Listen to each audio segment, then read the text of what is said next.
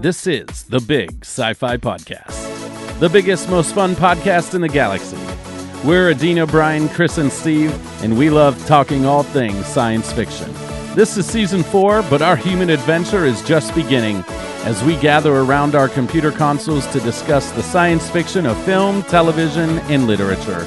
Join us on our quest for fun and fascination as we go where no podcast has gone before.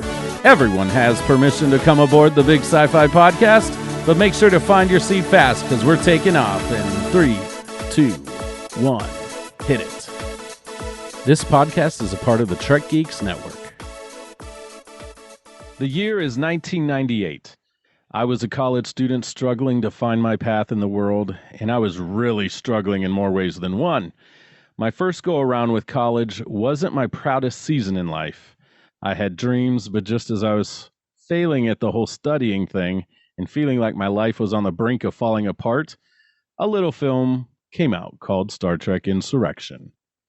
In fact, I want to confess on this very podcast for the first time that I was doing so poorly in school that I skipped the final exam to see this film with my dad. Wait.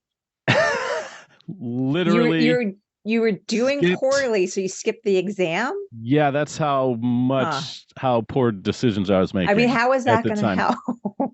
It didn't. But I gotta say, wow, does that feel good to finally get that out? And Dad, if you're listening, I'm an adult now and you can't really do anything.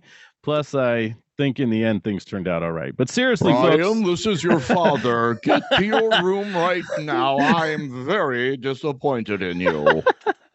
But seriously, you guys, this is my introduction. But seriously, folks, this film came out at a time in my life when I felt like a complete and absolute failure, like a fraud. I mean, I was not well on the inside. Doing my best to hide it, I had so much fear about the mistakes I'd made, the choices I was making at the time, like skipping a final exam to see this film. All that being said, this film was a short-lived bright spot for me back then. But enough about me, moving right along. Star Trek Insurrection is a film that often gets overlooked in the series of Trek films, probably for a good reason. It would have made a fantastic episode of TNG, but it lacked the grandness of a motion picture on the big screen, at least in my opinion, especially as a follow-up from the immensely successful and huge film First Contact. It has its own flair, though. It boasted an incredible guest cast, such as F. Murray Abraham, Donna Murphy, whom I might have fallen in love with when this film came out, Anthony Zerbe, Daniel Hugh Kelly, and other strong supporting characters throughout. This film has an absolutely stellar, out-of-this-world soundtrack, thanks to the genius of Jerry Goldsmith. It has the whimsical touches of Jonathan Frakes as the director, coming off the triumph that was First Contact. It's got a lot of humor throughout the film as well. It really is a bit different from all the other Trek films. It stands out with its own style. We have all recently rewatched Insurrection for the sake of this podcast episode and have gained, hopefully, some fresh perspective. But before we dive headfirst into this conversation, I'd like to thank the Trek Geeks Podcast Network for being awesome and for letting our little podcast be a part of their terrific network. Make sure to check out all the other great and fun podcasts on the network by visiting TrekGeeks.com. Also, please do us the favor, pretty please, by liking and sharing this podcast with all of your friends. And if you really like our podcast, please do us the honor of writing a review on whatever platform you listen to. Now, ladies and gentlemen, or perhaps aliens everywhere who might be picking up this signal from the far reaches of outer space. Hopefully it's not the Sona, though, because those guys will just want to relocate us in our sleep. It's my pleasure to introduce the other members of the Big Sci-Fi Podcast. Adina. Hey, everybody. Chris. Hello. And Steve. You can now breathe, Brian. Yes, I can. I feel so much better after getting all that stuff off my chest. I'm Brian, as Steve just said. And have you guys noticed how your boobs are starting to firm up? Not that we worry about these things. No, not really. Very concerned.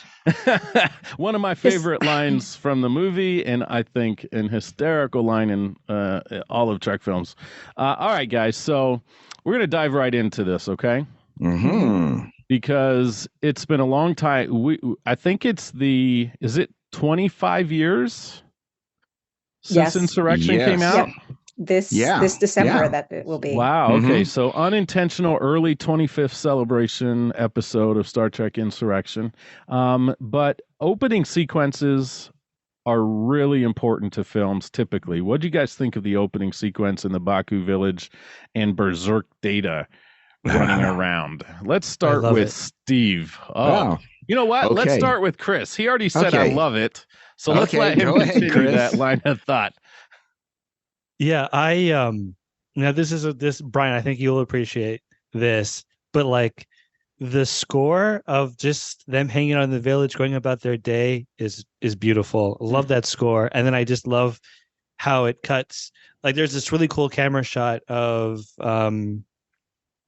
like some people running around. I think Anisia's carrying some flowers, and then it starts to zoom out a little bit, and then you see it from the perspective of the screen, and you're like, "Oh, what's this?" And then you see the cool Starfleet people in their base. So I love Right. that stuff, and I think the action is pretty cool. And I like how it keeps cutting from they're tracking Data, they're watching him, but then they cut to you don't see Data, you just see people being thrown in water and like people freaking out. So I think it's effective. I love the opening. I don't think it's like the strongest ever, but I think it does a good job of getting you interested in the episode or the movie, not the episode. Aha. There you See? go. Yes. There you go. That's the secret to this movie. Is it really mhm. it's a great episode. A great, very expensive episode. You know? Right. Steve, what do you think, my friend? Well, I wrote this down, and I also have some other comments in the same sequence of what I wrote. So here you go. Not too highly. We are thrown into the opening, not knowing why Data went cray-cray, who these people were that were trying to get him, and how in the world did the Sona and the Federation build such an elaborate post without the Baku knowing it was happening. It seems so James Bondish. The evil guy can have an amazing outpost and no one notices it happening or how it was made. And these were not just farmers. These were amazing people that liked the simple life, yet had technological skills to marvel the Federation. And I guess I missed it. But they weren't why- using it. They weren't using any of their Right, technology. but Yeah. if they're that smart, they should have noticed, hey, up on the hill, someone's building a watching post and But I they're have- cloaking it. No, you But put, I have but a that's the thing. rebuttal. You put the cloak, you put the force field up, and then you go Mr. behind Chairman. it. Yeah. Yeah, Yeah, let, very. I let have me a finish. number Let of me finish. rebuttals Okay. for All right, after. all right, okay. That's fine. This way. And I guess I missed out, but why would the Federation pony up with the Sona? What was the end result? What was the Federation going to get from it? Did the Sona do this out of pure revenge? And later in the film, Riker sends a message, and all of a sudden the Federation is against it. Also, where was the insurrection in this film? No one tried to overthrow a government. This was a kidnapping event. The only issue was Picard and friends going against orders. So maybe this film should have been called Star Trek Insubordination? And I make this argument because the definition of a insurrection is a violent uprising against an authority or a government. Now, the authority could have been the admiral, but that's really insubordination. I agree with you, but I Yeah. think the answer is that I agree with a lot of your comments, especially that bit about where's the insurrection. I think the intent of the insurrection was the Sona against the Baku. And the fact that I think that's the insurrection, not against Starfleet or against the Federation, but their internal Interesting. insurrection. Maybe. Because I had the same thing as I was Yeah. rewatching it. I was like, what? Yeah. I was like, wait a second. What is the actual, you know, the name of the movie doesn't completely match up. Right. So, okay. Well, thank you for that's how I'm like trying to justify it. I could be wrong. That's It interesting still doesn't feel great, but I always thought of it as Picard and his crew rebelling against Admiral Doherty, but also the Federation, who at one point in time, even if they only knew so much or the truth was being masked about how they were going to collect all these particles so that they could have the discovery of everlasting life or whatever, eternal youth, that was the answer. I never applied it to the Sona, who were actually Baku. Mhm. Oh, Right. spoiler alert. Sorry. We What? should have What? should have That's your said spoiler my alert. brother? Well, Yeah. I'm sorry. Yeah. People knew we were talking about a whole movie. 25-year-old years film, ago. okay? Okay. Yeah, a 25-year-old movie. Yeah, Spoilers. So yeah. Chris had some rebuttals. I can't wait. Go ahead, Chris. So I think so there's a number of things. So I think okay, well, who's Data being chased by? Why is he going crazy? I think that's fine not knowing, because that's what's supposed to that's what should be the mystery. This is like the teaser. This is like what the heck is going on? I can't wait to find out why Data's gone crazy. Mm-hmm. So I don't think that's a flaw that you don't know, because I don't think you're supposed to. You're supposed to be curious about it. Now, granted, that might not be the strongest teaser ever, but I think the intention is you're supposed to be okay, wow, I want to see the rest of the movie so we can learn why Data was doing this. And then you find out fairly quickly. I think it's like 20 minutes into the movie that you find out. I'm just trying to think of when you find out, because it's after you get Data back. Mm-hmm. Yeah, roughly. So I don't think it's bad that it's that there's a mystery there. I think it's just a question of, do you personally find that the mystery is strong? I like it only because it's one of the things where I fall with Star Trek, where it's like, I just love watching Star Trek. And so I love the movie, even though I know it's not a great movie. So I don't think the average person's going to love that mystery, but I don't think it's wrong for them to build it. It's just not a strong mystery. And then around the whole spying thing, it's far-fetched, but they already established that in season 3. Where they're able just to go on, where they're just able to go onto planets and but in Who Watches the Watchers, the people they're watching, they do not have the technology. They wouldn't know. I think the only difference here is because we've seen how they've displayed cloaking and stuff. There's like possibly a little shimmer that you might see it. So I guess the only thing that I'll support Steve on is, well, if one of the Baku accidentally saw the shimmer, they might have the knowledge or know-how of that's suspicious. Where the folks in Who Watches the Watchers, they would just walk on it. It probably wouldn't register with them that there was something odd. Or it would just be this paranormal experience of I saw something weird. But would their technology have advanced? Would they have made more of an effort to advance that tech after the Who Watches the Watchers incident, so that maybe by the time there was that same rock, that rock face, and so I don't know if they would be able to project make it a hologram without it shimmering or something. I don't know. Again, in the movie, they were not detected. Data forced the detection to happen. Data basically blew the thing up. Okay. Yeah. So where in Who Watches the Watchers, that was an accident. So even if they did some improvements, Data blasted the heck out of the thing. So and whatever improvements they might have made. Yeah. A couple things to keep in mind too. We learn later on in the film when Picard is having discussions with the knees and I can't remember David Ukelle's Sojum, that they actually do have technology, that they have the capability and knowledge of technology. So the Federation and Sona observers, they wouldn't have known they had those capabilities necessarily. Before that. So that's one thing, a possible answer if the creators and writers of this film even went that deep with it, but it's again, for me, Adina, I'll let you kind of share your thoughts too. I realize I haven't done that yet, but for me, it was just, I didn't like the guys walking around the community in the suits. I was okay with them observing them, but the guys walking around in the suits, they surely would. I mean, they were walking right around these people as they were doing their everyday lives. They wouldn't, and walking on gravel. So gravel sticks keep them from making sounds on the earth.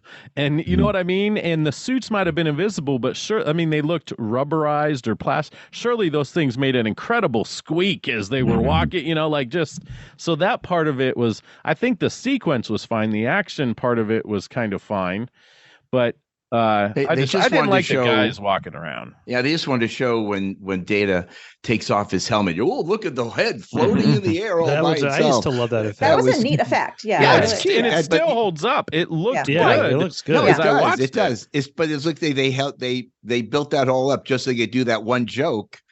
And then, of course, everybody's suits come out and everything's out. But why were they watching them? That's the thing I don't understand. What were they achieving when they had this giant device up in Right.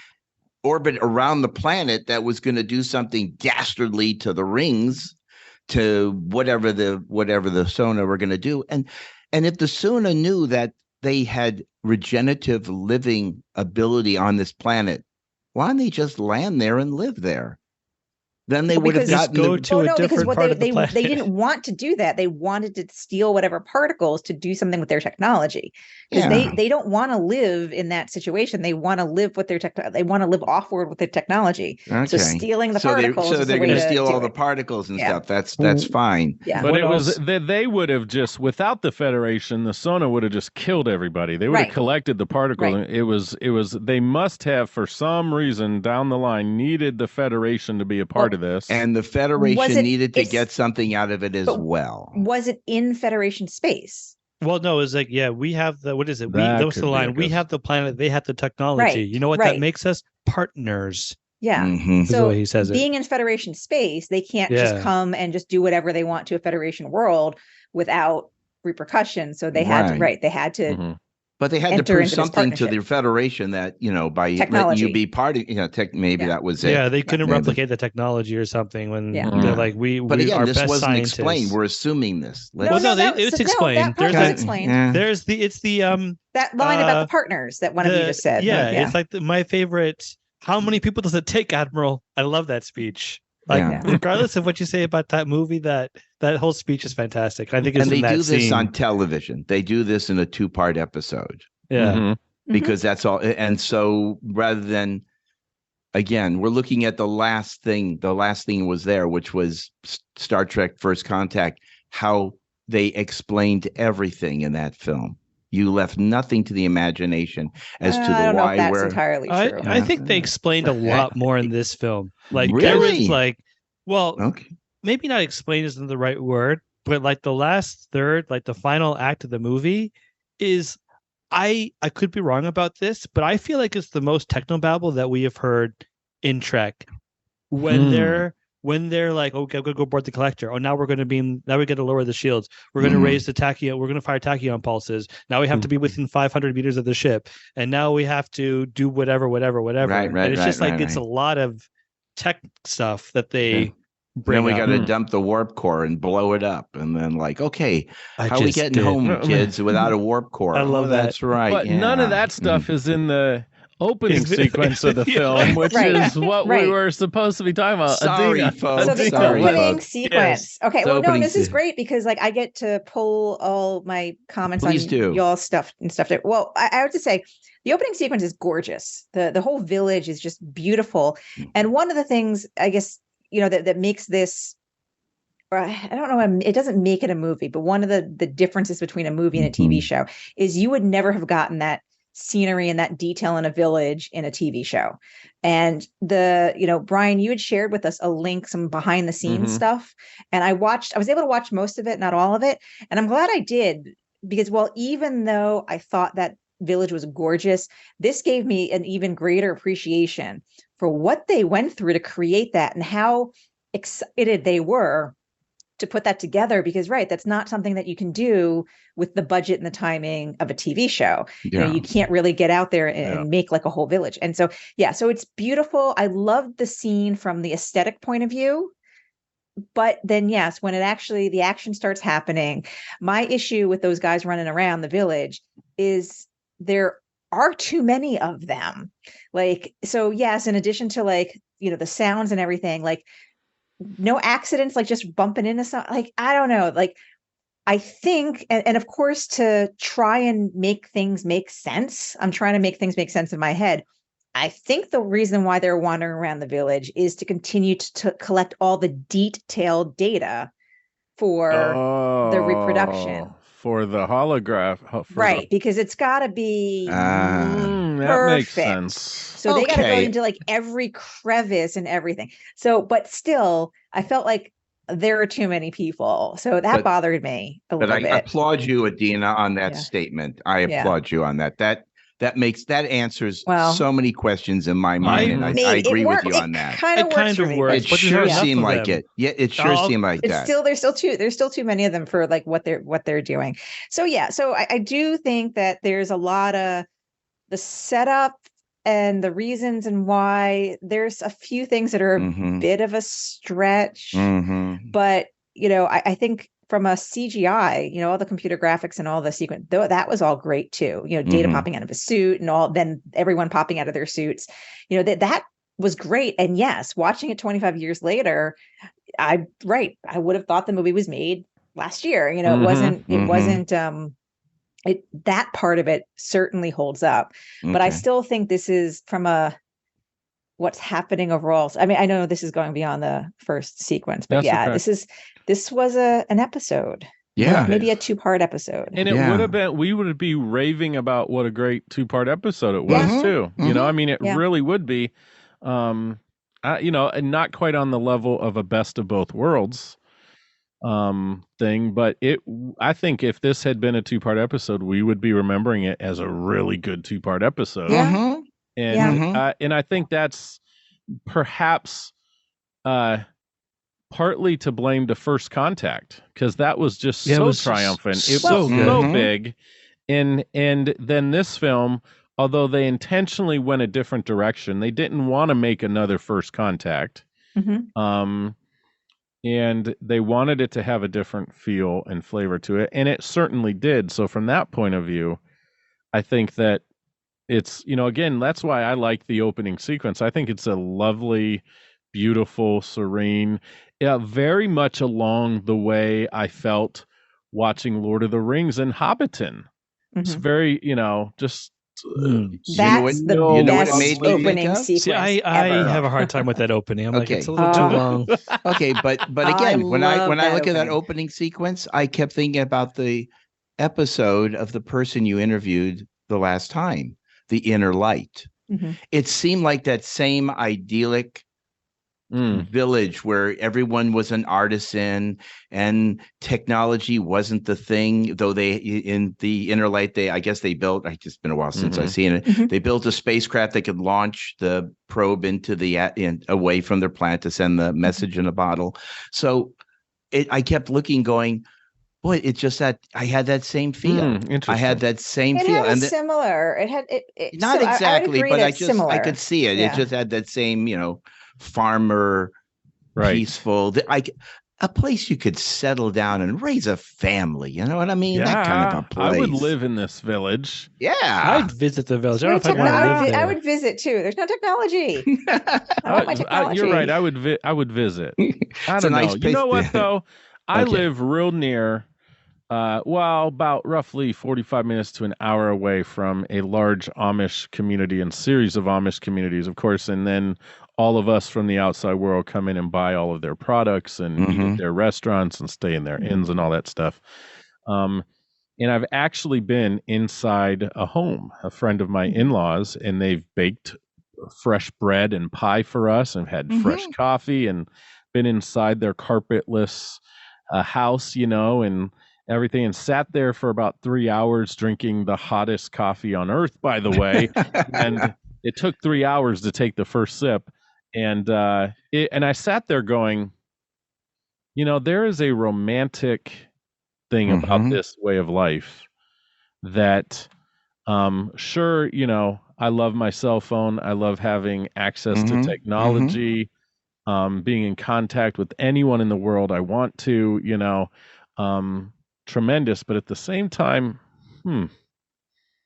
well, I don't know. It's not for me. When we were coming back from Yellowstone and we were driving through Iowa and just miles and miles of farmland that was just so stretched out.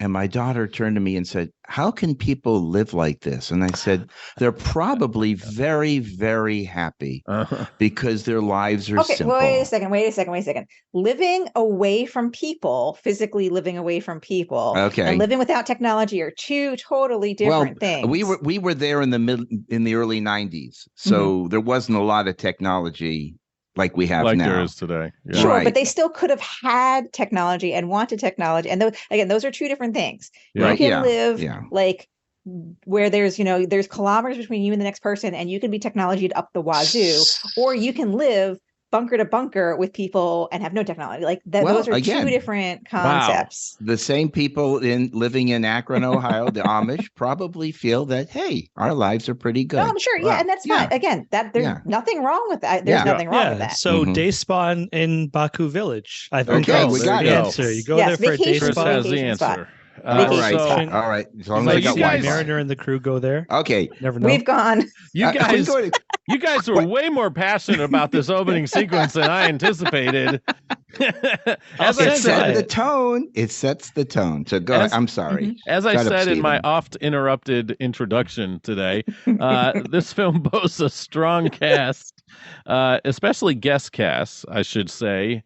Who is your favorite guest star in this film, or who did you just enjoy? It's okay to have a couple to drop a couple names, because we know Adina's going to not just pick one. Well, I mean, that's actually a funny thing is there was no one when I first saw the movie. I don't think I recognized anyone. Mm-hmm. And even now, other than Anthony Zerbe, I don't know if I actually really recognize anyone. But they were fine. There was nothing. They were all perfectly fine actors, but to me there was no one I was like, oh, I know who they are. Consider this. They were just there. I was quite actors. The nerd in the day. I loved in the day. Back in the day. Like you're not now. Yesterday, you mean? Right. I was even more of a Star Trek nerd than I am now. Ignore the wall behind me filled with Star Trek stuff. But I loved Cromwell's portrayal of what's his name in First Contact. Zephram Cochrane. Right. Zephram Cochrane. That's wrong movie. First Contact. First Contact had great guest stars, right? And that's something they boasted of in all the special edition and extras they talked about behind the scenes was the strong guest cast.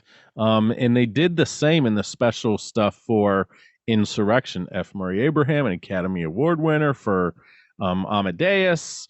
Donna Murphy, an acclaimed Broadway actress. And Anthony Zerbe, of course. And I remember watching the film being so excited about it. And while I think these actors did a fine job with what they were given, I don't think there was a ton of meat for them. Yeah. I think there was probably F. Murray Abraham really did a phenomenal acting job giving it what he did to make the character, to make all of the things that going on inside of them real and for us to really buy it and everything. They probably did superb. But for me, I would have liked a lot more from the Doherty character. I would have liked a lot more background to him, for one thing. And then what really makes him tick in the turmoil he was really going through. I just don't think. Yeah, it was just right. It was just kind of very transactional, very matter of fact. And we're turning this ship around. Like that scene was so anticlimactic for me. When he finally stood up and said, "Hey, we're not going to do this after all." It was just okay. But do we not love? Can we just acknowledge? I think I just love this line where he kills him. And then he's like, Admiral Dougherty will not be joining us for dinner. And I'm like, that what a was cool good. line. Yes, I like that line. That was worth it. Well, that is why there are good lines in the movie. That's why it has a lot of good moments. This is what I would call. I always talk use this term when I'm talking about like specific movies. This is an aspect movie where I'm like, I like a lot of specific aspects of it. Interesting. But the whole is kind of. I would agree mediocre. with that. Yep. Completely agree with that. I agree with you, Chris. F. Murray Abraham, I enjoyed him, and I knew it was him right away. The rest of the other actors who played the Sona, it was hard to tell who anyone was with the Brazil cosmetic treatment they got. And if you haven't seen the movie Brazil, you're not getting the joke. Yadina, I know. Oh, yeah. That's a great movie. Some complications to the surgery, yes. That's a movie we should all watch and talk about. Yes, thank you. I agree. But it was funny. It wasn't me. Elaine's watching it, my wife, and she's going, that reminds me of Brazil. And she hasn't seen that movie in decades. So it was that it stood off. But other than that, you're right. F. Murray, he had all the best lines really for his as a the supporting actor to the others. And you could tell that great line, "You're Chris." It was just great. And he was the one that was tortured the most. He really, when he's fighting with Picard over preventing the device from being destroyed, everything or nothing, I guess, in his case. So yeah, the rest of them, it was good, but not as strong as him. Yeah, I think probably the prosthetics made it difficult to really for emotion to come through. So I mean, I think some of the moments that were supposed to be a little bit more emotional, like when you find out who they are, that they're the kids of the Baku and stuff. Yeah, it should have been a little bit more emotional, but that it just could have been very difficult with the stuff on their face.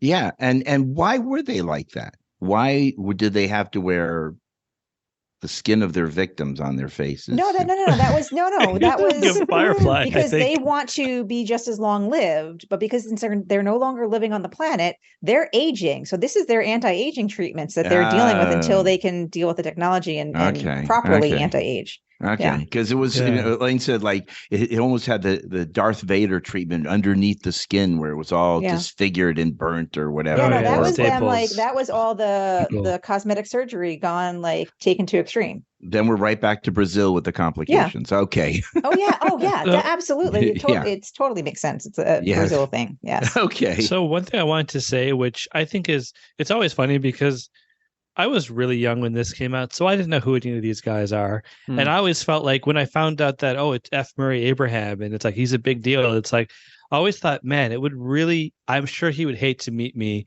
because I'm always going to think of F. Murray Abraham as, he's the guy from Insurrection, not Amadeus. Yes, so Amadeus is enemy. I haven't seen that in like a bazillion. I guess I didn't realize that was who he was. Yeah, because I've seen Amadeus, but like 30 years ago. So Scagliari, really, he played the other music composer Scagliari, I think it was I can picture in my head just a couple scenes from that movie. Yeah.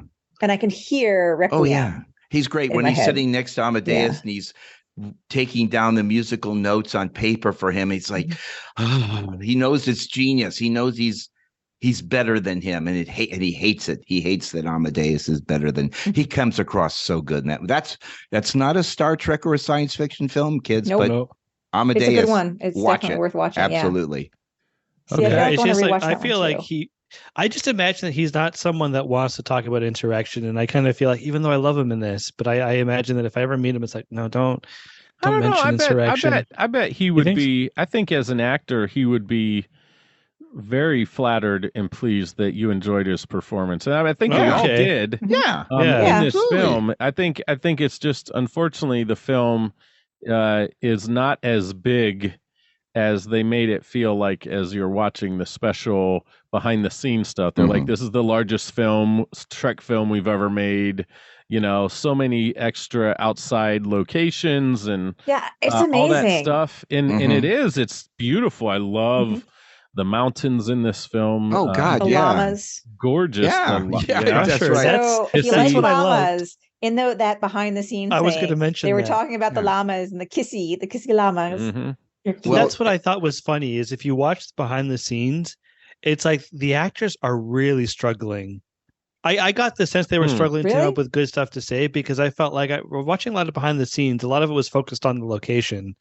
Like, this is what we're going to be pitching. Dr. Crusher was like, or Gates McFadden rather. I know again. Well, I know Gates McFadden plays Crusher. Right. Yes, we know that. But that's who the characters in the movie. I feel like if I'm an actor who I've played this role for bazillion years on a soundstage, to actually go out into the world and be in this unique location, I feel like that's a big deal. So I feel like I didn't feel like they were struggling. I feel like this is like from their perspective, this might actually be like really, really freaking awesome and different and interesting and new and unique to them.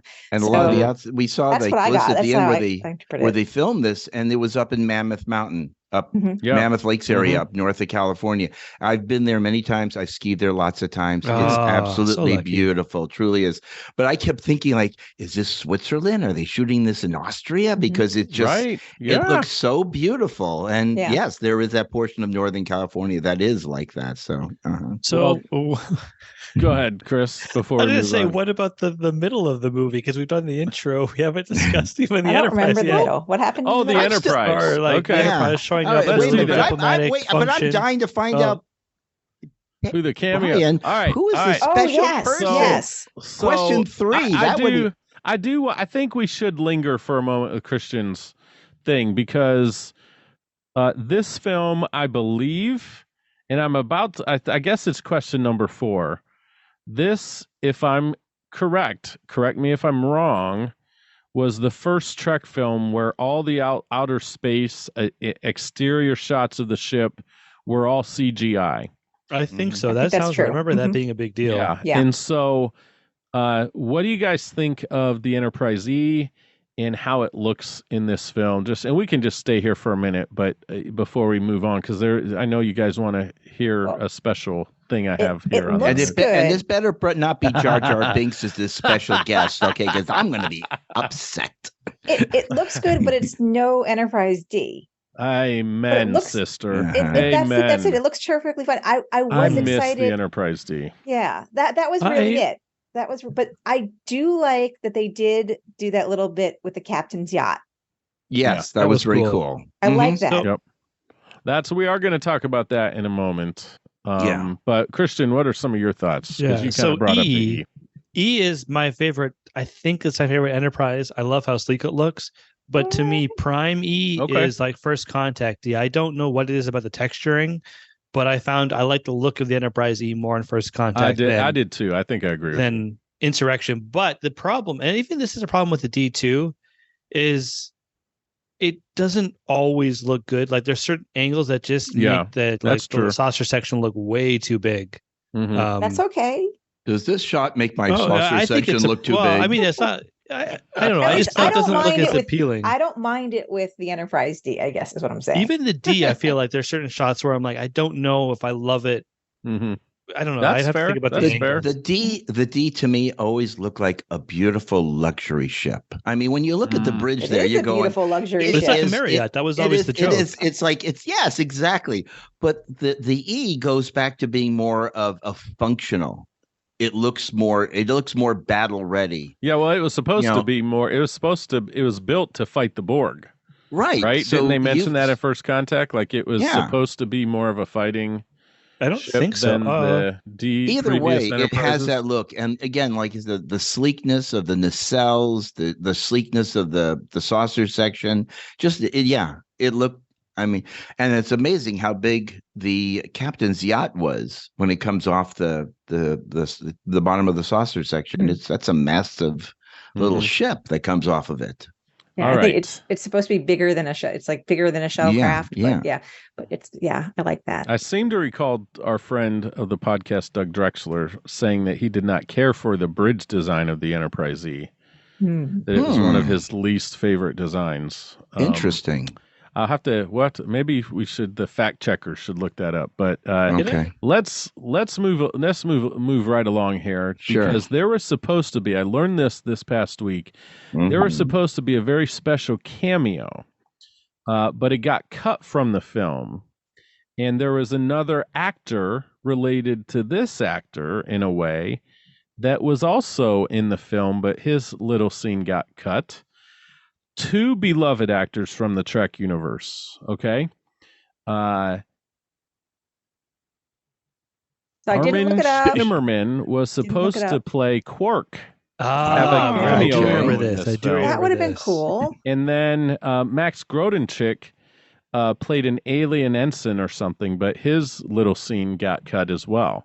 So Rom, Quark's brother Rom, Max Grodenchik, who played Rom in Deep Space Nine, they both had their scenes cut from this film. And if you go to the IMDb website, it shows them listed as active characters, but that their roles were cut. So Isn't that Well, interesting? again, they did what would mention Quark have DS9 in the done? film, so yeah, that seems appropriate Uh-huh. that there What- would be what would that it- what would- crossover. well, mentioning it, yeah, I'm trying to think what would the Would scene he- have been? Would he be trying to sell something, or I feel like he'd be trying to buy something from maybe the particles? Like I don't know what he, especially when they're Oh, super he could far have been out. a broker. Or did they something, did they just need to stop at Deep Space Nine to Maybe to refit get or Worf, get because- supplies? Worf, yeah. No, that wait, could wait, be. what- Worf, Yeah, I because he think said he was. Worf, we'll have to delay his going back to Deep Space Nine.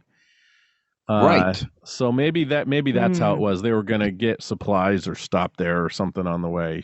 Stop for an icy and a soft pretzel or Well, something. that would have on been there. cool. Can I just yell at one thing? Yeah. Sure. Give Worf a chair. That's all. He still doesn't have a chair on the bridge. Okay, remember when George Costanza gave the security guard a chair? Yep, and then that- the store gets robbed. Right. So no. We have just crossed Star Trek and Seinfeld. Okay. good Oh, I enough. can keep doing it. I've got videos on Seinfeld that are like on my channel about Trek and Seinfeld. Some Oh people my love them, God. some people hate them. we've kind of covered the CGI effects and that the Mhm. special effects hold up. That was going to be kind of my next question. We do feel generally that they do hold up, which Mhm. I was I think so. surprised to find, because I remember when the film came out, I was like, I missed the models for the ships. But seeing it with fresh eyes, Yeah. the effects really, Well- they're not absolutely cutting modern, but it's totally watchable and it doesn't get in the way of the film. Not one time did I go, oh, that's a little cheesy or that looks outdated, Right. But now could that partly be that you're now after 25 years, you're used to seeing CGI ships, that Well- you're now more attuned to it, so it doesn't bother you like maybe it did 25 years ago. Well, the beauty, the interesting thing is, again, because they did that in CGI, it led to Star Trek Enterprise, the NX-01, being completely digital, never Oh, yeah. made from So And Deep they Space took- Nine made that shift partway through too. They Mhm. went from the models to totally CGI too at some point. So So I mean, it was groundbreaking in that ability to develop, purely, and then gives so much flexibility for the artists and the creators to have to not, build everything like they had to build the Phoenix for the shots. I mean, that was built up from the ground up, and I'm certain that the original Enterprise E that was used in First Contact also was a model, but that's why you see the transition into this movie, because now it's digitized. You can add a lot more chinkadera on it and make it a little more detailed if you want. Yeah, so that's give them kudos for doing all that. right. So Yeah. this film also had a fair share of humor in it, Yes. which I had forgotten about. So I have made a list of 6 humorous gags, and I want you guys to pick 1 or 2 that are your favorites. Okay, so I'm gonna just list these. Okay, number 1, and these are in no particular order, I don't think. Number 1, flotation device data. Yay! My favorite line, Elaine's as well. Our Really? favorite, just the way he delivered. And in the case of a ocean landing, I can be a flotation device. And he goes, whoop, he raises up in the water. Simple. Chris was joke. like, nope. Well, nope. it's cute. I It like really it. doesn't make sense. I know. Of course, I know. I that's think I know what where you're going with that's this, why right? it's silly, because it makes no sense, and a Are you joke is thinking not supposed to Descent make Part sense. 2? Things are supposed to make sense. A little bit makes sense. Are you thinking about Descent Part 2? When they talk about data I'm syncing? just thinking of trying to go through the whole Dr. Soong is creating this android and he thinks to put in a flotation device or things to make Oh, okay. that's just no, I don't think so. He's trying to make a very human-like android. All Humans right. don't It's- have flotation devices. It was funny though. I mean, it caught It you is off funny. guard. Oh, it's It's cute. funny. It's funny, but it doesn't make entire Okay. I didn't sense. think All it was right. that All right. You didn't think it was funny, Chris? I didn't Okay. think it was that funny, to be Okay. honest. Okay. What about number 2, Worf's pimple? Yes. That was funny. What's Okay. even funnier is Riker Cute, just glaring cute. at him. Right, just, right. staring. You And then Klingons even don't do Data- anything small, do you? And then when Picard's like, it's hardly noticeable, and Data's like, notice, and then he goes back. Right. Fix it out. Okay. All right, number 3. Soft as an android's bottom, Data? That's my second Okay. favorite. I Okay. like that. But that was Elaine's. It was She liked that funny one when as Data well. went It's back cute. and kind of felt Yes. it, stroked Yeah. stroked Riker's chin, and then nodded his head. No, like no, Yep. no way, buddy.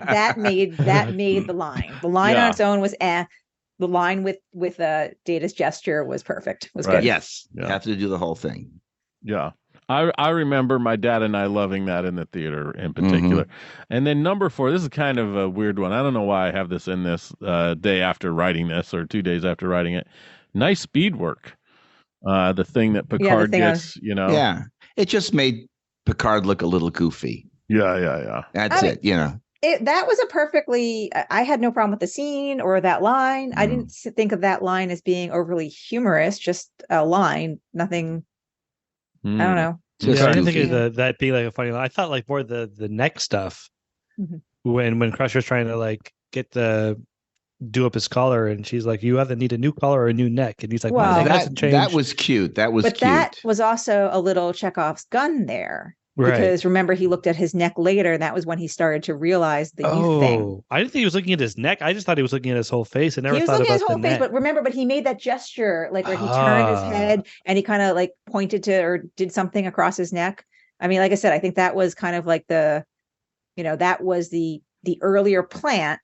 So when he sees his neck, he remembers that they were just talking about it, and then he's like, "Wait a second, I know the secret."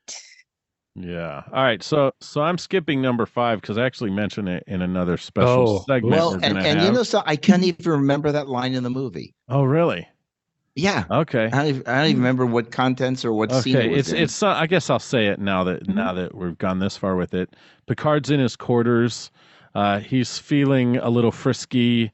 Comes into his quarters and he says, "Computer, play something rather," and then play something. He goes, and in Star Latin. Trek, in the Next Gen, they always say, "No, I don't want that." They always say it's like, no. Yeah. Okay. Something Latin. Okay. He goes, Something Latin. Yeah. Yes. Okay. Okay. That's fine. Now I remember. And then number 6, my particular favorite comedic sequence in this film is Troy and Crusher are sitting on the mountains. They're helping the Baku escape from the Sona.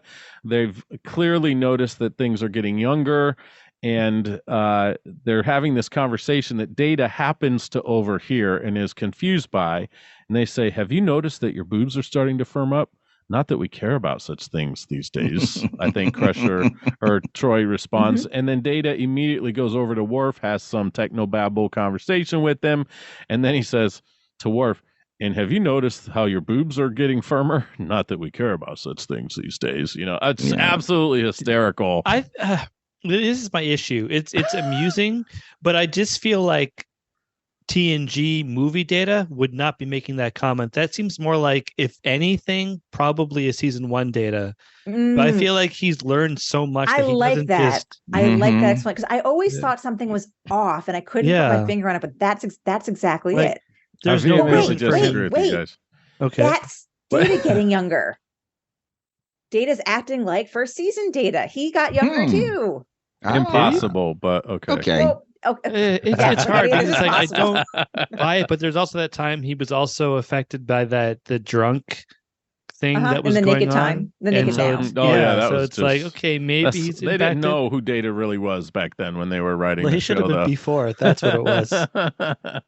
But I don't know. Did you It like just always seemed- tricorder Data in Generations better, or was that explained away because of the emotion chip? Well, that was the emotion Okay. chip, and I like that. That was good. Mr. It's Tricorder. funnier. So that gag wasn't funny, but it was more Geordi just being irritated by it that I think let that work. She's The like, "Data, difference- let's just calm down." The difference between that bit in Generations and this is, in Generations, he did that all on his own, essentially. He wasn't, where in this case, he was repeating something he heard, and we're not even sure why he chose to repeat. I don't know. Other than, That's the thing we know that this is funny. Like, why did he choose, out of all the things he overhears people saying, why is he choosing that? And to that's how repeat? never has been like Data's thing, where he doesn't just repeat random things to people when he hears something. Yeah. If he hears a joke and then someone wants to do a joke, he'll repeat that, or he'll repeat something in the context. And he doesn't know that this is he doesn't know that this is a joke. And it's not a joke. Right. It's just an innocent conversation between It's funny when the real joke is when he says it to Worf, and Worf's like, "What the heck are you talking about?" Right. So Worf's face is like Worf's reaction to it is always fun. Yeah. Still, one of my favorite Worf moments of all time was Cupid in The Next Generation, where Geordi's playing the little mandolin. No, playing the little mandolin poorly, and Worf just casually walks up, grabs it by the neck of the guitar, and smashes it on the tree trunk, hands it back, and goes, "Sorry."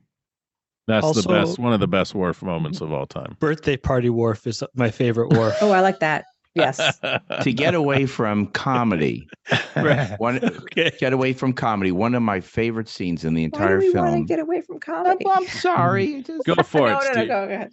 I was just going to say, no, when Geordi is able to see with his own eyes, and he looks out and he's able to see his first, what did he say, his first sunrise, or was it sunset? Yeah, his first sunrise. That was, to me, the most beautiful moment in the film, because he's got his own eyes. They take off the prosthetics, they do the whole, and you go like, that was like the moment where you go like, okay, you can understand why rejuvenation of life, of your abilities or whatever, are so important.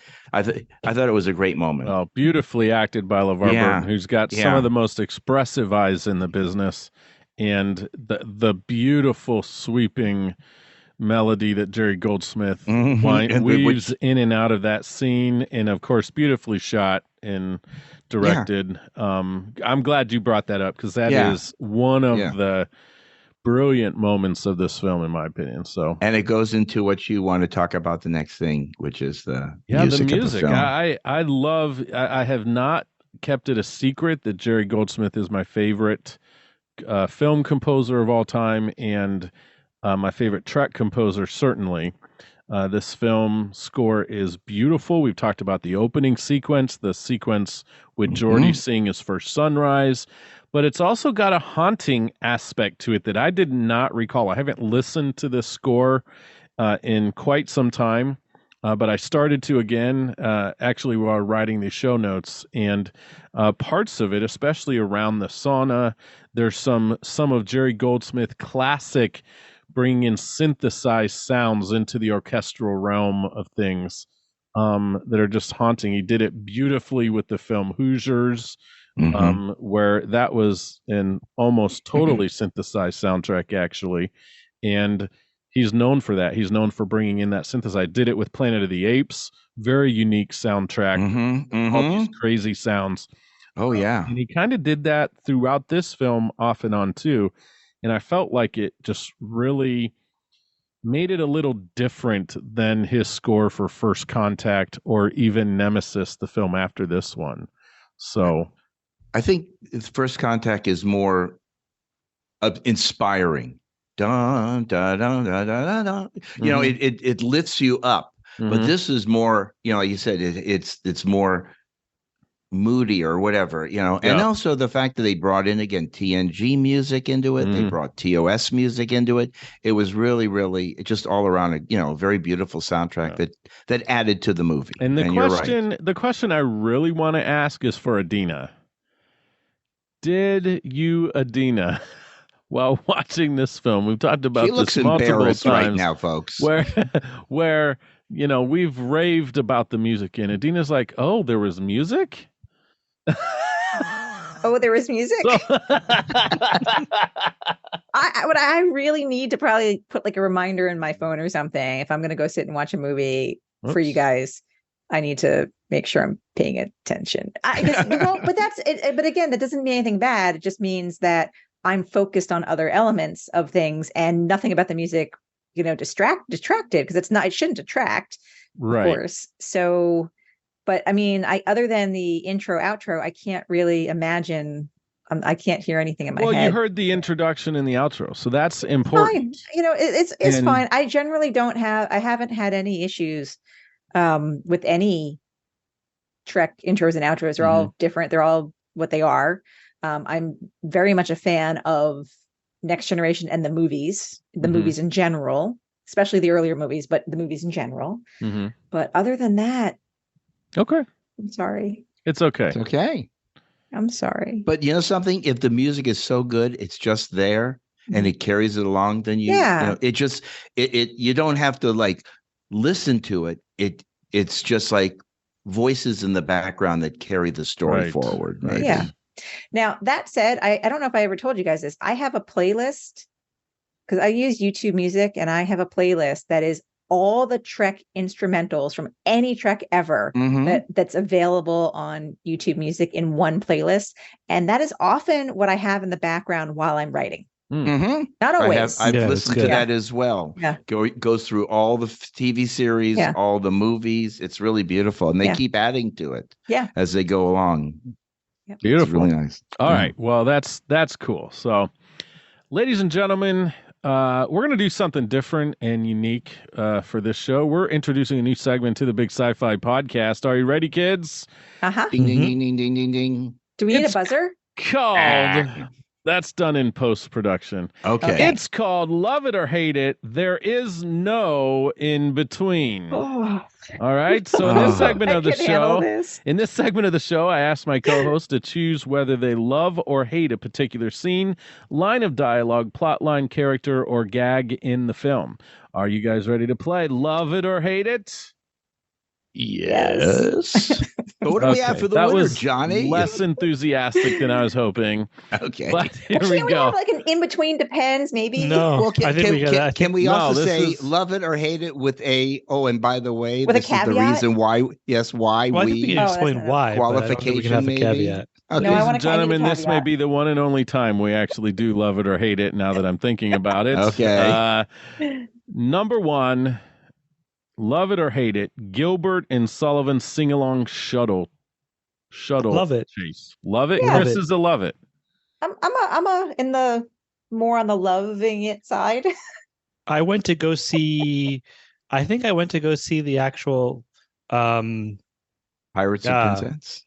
Yeah, I saw it in Stratford because of this movie. Mm-hmm. I saw it maybe like 4 or 5 years ago. I was like, I know it's a whole play, but I'm going for that one Little known fact about me. I was dabbled in the theater in college. Mm-hmm. That was a high point of my college career the first time go around.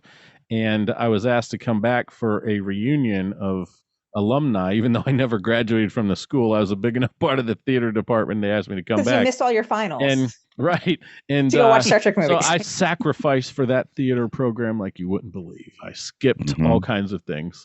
And we sang a couple songs from Pirates of Penzance. So it was I liked it. And also it proves that you have to answer. No, if I have to do love it or hate it, you have to do love it or hate it too. I like it. And also it proves that Subspace Rhapsody was not the first singing and dancing that was in a Star Trek movie. Yeah, they've always done that. Yeah, that's right. So for people who think that might have been the first time it was done, no. Like I think every TNG movie has Data singing. And I love Data singing. He's dancing. Great. Yeah, Data and the dancing doctor in Data's Day. They tap dance. That's one of my favorite episodes. I love that scene. Yes, but he has a great singing voice. Really does. Look, people don't have to like Subspace Rhapsody, but they have to understand this is not the first time that music has been a big part of Star Trek. Maybe they haven't done a whole musical episode before, but there's been plenty of music in Star Trek for all of time. Absolutely. That's a fact. Okay. And number 2 of Love It or Hate It, the very special segment on this episode of the Big Sci-Fi Podcast, Flirty Riker. Love it. It's about time. Really? Okay. Cute. Because it is with Troy. Yeah. Because it's with Troy. Yeah. Okay.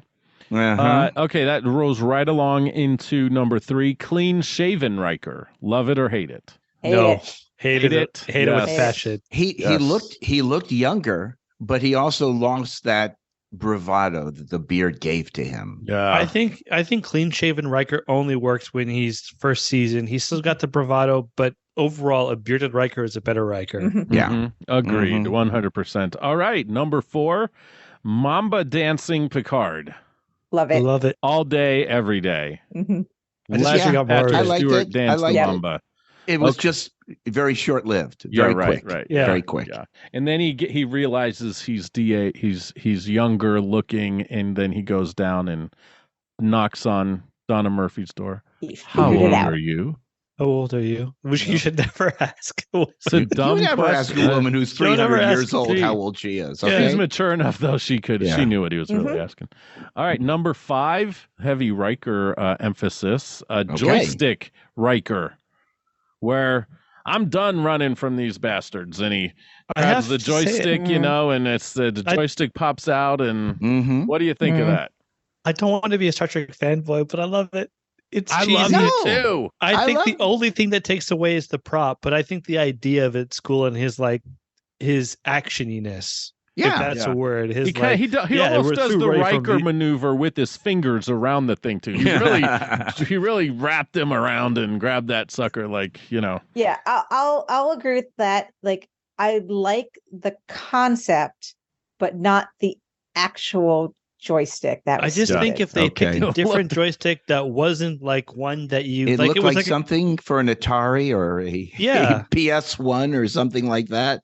like think but- more like Tom Paris-y, Yeah. because he was able to nail that when he gets the like the more tactile controls for the Delta Flyer, Mm-hmm. and they don't Yeah. look cheesy; they look cool. Yeah. No. I wonder. I- I wonder I- if they gave much thought to that, or if they intentionally made it look like a joystick right out of the 80s or 90s, so that they would get the laugh. Yes. I really think Or you it would was they relate to didn't- it. You understand Yeah. that that's what a I didn't joystick like that I thought it would was a be. lapse of judgment. I don't Yeah. think they really thought about it. I think it's like, what's a good prop that we can use? Yeah. Like, let's just get it and be done with the scene. Okay, but one last thing, that it felt like old timey aircraft flying. But I Right. remember Doug Drexler once saying, "But spacecraft don't fly that way." Adina, do you agree? Right, Do they fly exactly. like airplanes Well, or do they fly like spacecraft? They fly like spacecraft, but more to that point is in all of Enterprise D, and I wouldn't think that Enterprise E would go backwards.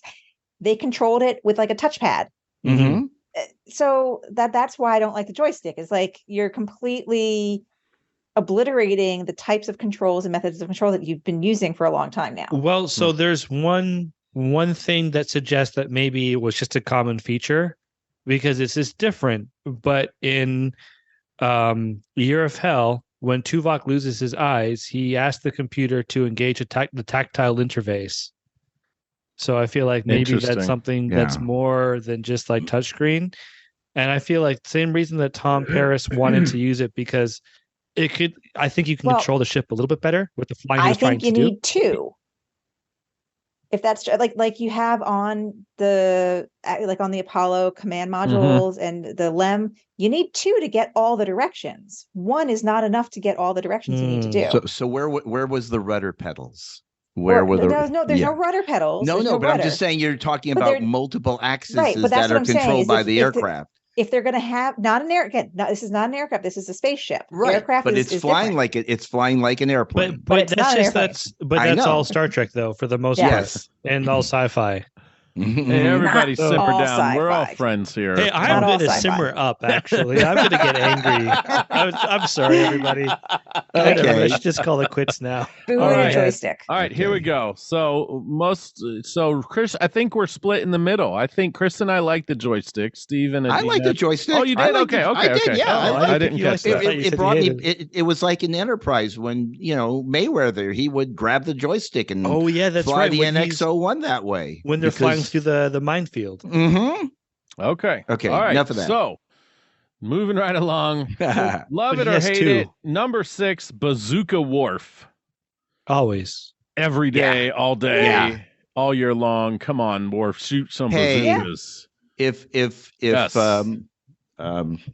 Beverly can have a pump action laser gun, a bazooka has to happen as that well. reminds Okay. me. Gates McFadden is so badass in this movie. She is that one of my favorite scenes actually, and I didn't realize it till the rewatching, was when they're going to go down to the planet, but they leave Riker and Data behind. Picard takes Troy and Dr. Crusher down with him to do whatever badass stuff they're going to do, and Riker and Data have to go communicate. Oh no, I think Data's down there. It's Geordi. Who's Jordy, up there. okay, yeah, it was two. That to me was like that is, I don't know if people like realize how subtly amazing that is. Because it was clear that they were going down to fight. Picard is taking the two women down with him to fight, and the two guys are staying up on the ship. Cool. That was amazing. Yeah. I was like, holy cow, that was in a movie 25 years ago. Go Star Trek. Right. Yep. Excellent. All right. So we're all for Bazooka Wharf then. Well, yes. Yes. Okay. I just wish he could have said assimilate this again before shooting the bazooka. Yeah, that would have been cool. Okay. But also, did you guys notice? I remember a point in this film when they are the little transporter flyer things all line up, the and then they all line up. Yeah. It's Magnificent Seven. That's the Magnificent Seven thing. Where they've come to save the villagers who can't fight for themselves. This is Magnificent Seven in actually, outer you're right space. about that. I never thought about that. You're right. So it's one of those things where it's a good shot, it's a good moment, but like the pausing, like the drones just like, you know what? We're gonna give you a second. You guys look great. We're gonna like let you have this moment, and then we'll continue to tag you. It's like, but then you get to blow us up. You have to blow us up. Yep.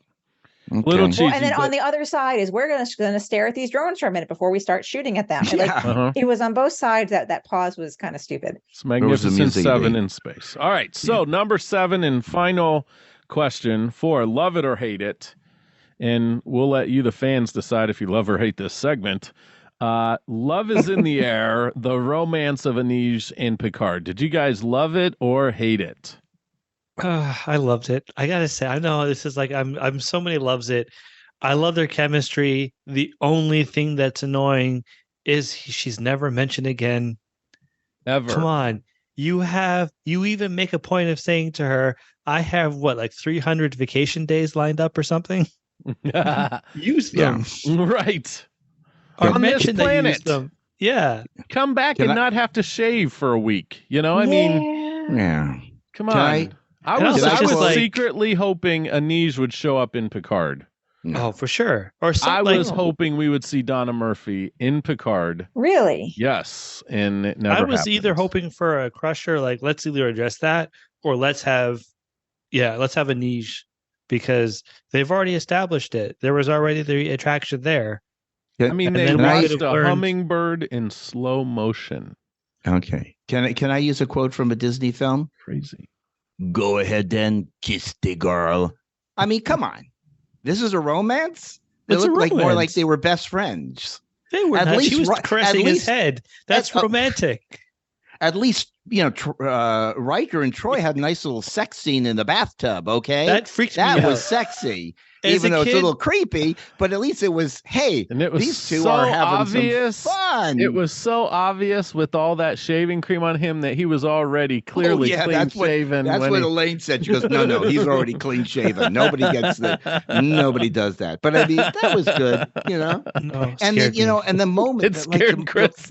Because I was a kid, and nudity, it was like I remember like seeing First Contact. They don't see anything. No, but like up to their neck. But it was the implication of nudity. Like as a kid, my parents were like, "Hey, when you go see First Contact, you have to close your eyes at the beginning because that part's going to be scary." Didn't scare me. Yeah. Bugs in the air. Okay, that did scare me. Yeah. But like staples in the back of the head, stapling skin, no problem. But like, goodness gracious, when there's nudity, I'm like, they're not supposed to get nude. This is Star Trek. We don't have nudity on this series.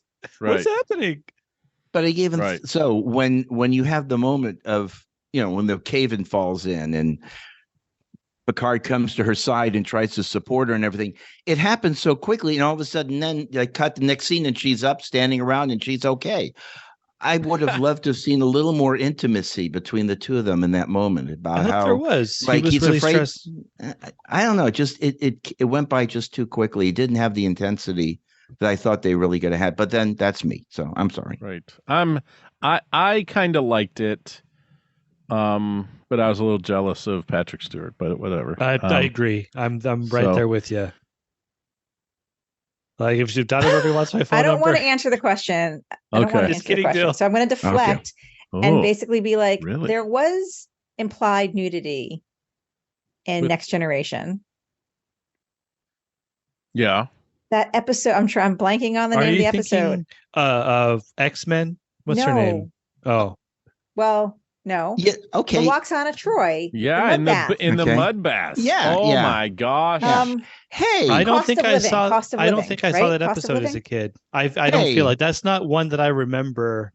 My Very dad, well. my dad made me change. We changed the station during that scene. I just can't believe you mentioned this. It's coming Really? back so vividly. He was afraid of what they might show.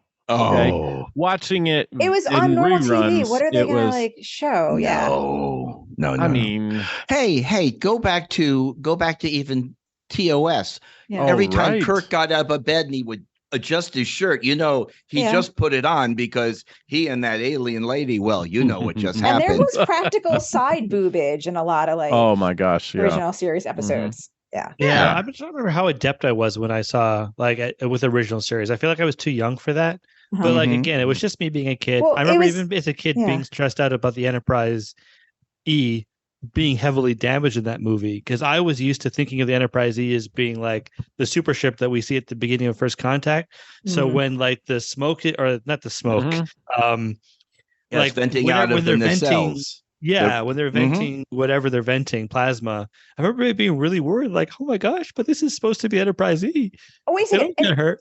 Not Again, even the dumb mud kid. bath. Not even the mud bath. At the end of the episode, when Waxana Troy just walks naked through 10 forward at her. Oh, quote, you're wedding. right. The wedding. I forgot. We don't see Again. anything. We don't see anything. This is on normal TV, so we don't see Dumb anything. kid. That's all I'm And saying. hey, Just kids, dumb kid. Star Trek Enterprise, the scene where, yeah, There Yeah, was the actual gel. things, right? There was actual yeah, stuff she happening in completely Enterprise. disrobes, and you're like, okay, it's Yeah. right there, kids. Well, right, and there was actual implication of stuff happening. Where in the episode with Waxana Troy, nothing's happening. Right. They're just- happening. They're just Yeah. Mhm. taking a mud Yeah. bath, and she's following her custom, which is to Yeah. be naked at your wedding. How Yeah, did and we all I start meant is- talking about Oh, nakedness? just because I was Because just he's bringing bothered up. by the bathtub scene.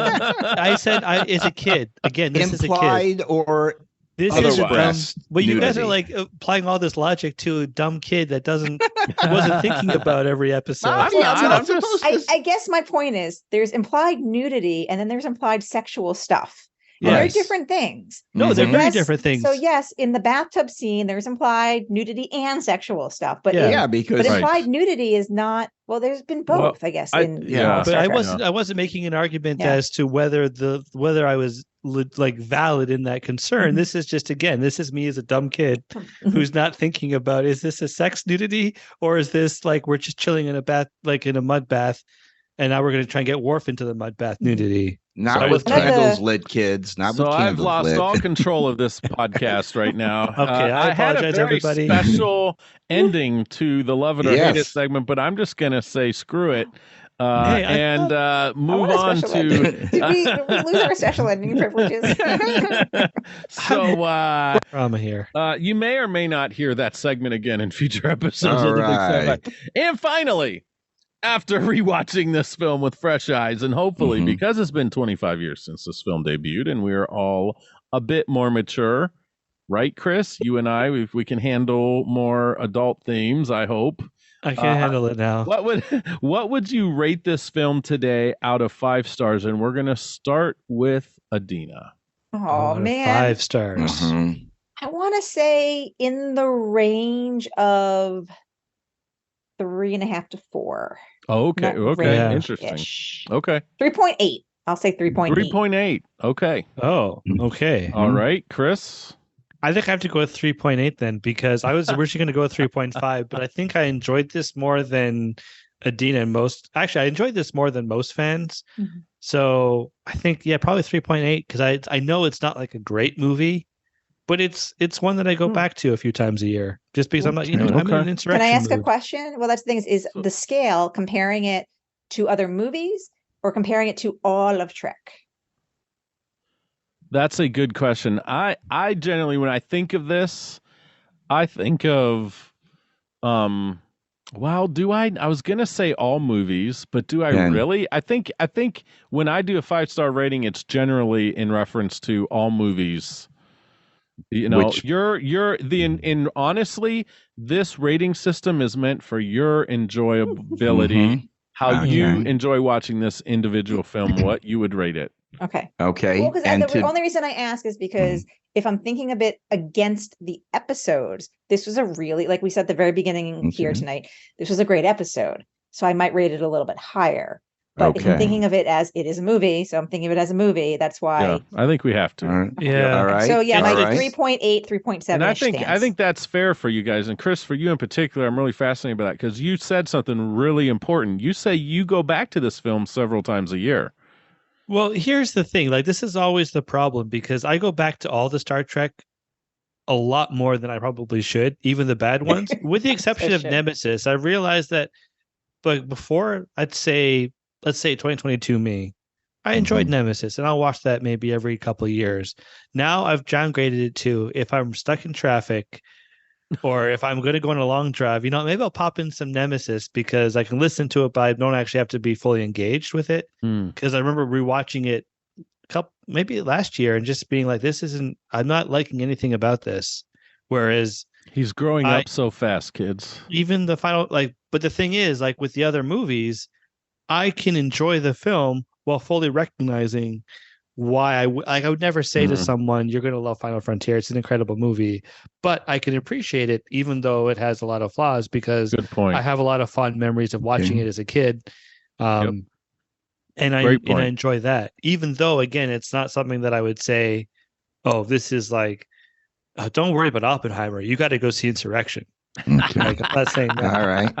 May I chime in now? And I'm going to use an analogy of my favorite sport in this statement. At best, it's a 3. It was more like a 2-hour episode than a movie. And after First Contact, which was like hitting a home run, and your next at bat is more like a soft grounder to the shortstop and an out at first base. Agreed. It was 100%. Good, a great action, but just not a home run. You're talking about baseball, not cricket, right? Yes, I'm talking about soccer. Baseball, the great American sport. A joke. Take me out to the holodeck. Take me. Okay. Right. So my rating of this film is trying to get Steve to stop singing as quickly as possible. I love you, Steve. Thank you. So my rating of this film is, I'm surprised at how high Adina and Chris rated this. I think it's about a 2.5. Okay. So which I will tell you this. I will tell you this. There's a lot I love about this film, but I think I really do like to rate films based on film in general. But there are a ton of 2.5 films that I would go and rewatch that I genuinely enjoy. I would not put them on the same level as a First Contact, Let Me Blow Some Minds Here, or a Casablanca, or a Ben-Hur, or Gone with the Wind, or whatever the great films of time past are, fill in the blanks for your own personal preference there. But I think 2.5, but I say that saying I do love this film now. I think it's got more charm than I remembered. And it does have a lot to like, not unlike a Final Frontier, that if you just give it another shot, you'll find stuff in it that you'll go, you know what? Yeah, this is worth watching again. So I've got a question then, Brian. So when you see this the first time, what's your emotion like? Oh, this wasn't First Contact, and I skipped a final exam to go see this. I could care less about the final exam. No? I was more worried about my folks finding out than I was about. Oh, okay. So there wasn't any level of disappointment, like, oh, this so wasn't you worth were skipping skipping the final exam no matter what. You just happened to have a Star Trek movie to distract you. More or less. Okay. Yeah. Just okay. Just okay. That So it was in fact, I had a choir concert that night that I wasn't about to skip. And I had some Trekkie friends in that choir, and they were shocked I had the time to get away to watch. I didn't tell them how I had the time to get away and watch this thing.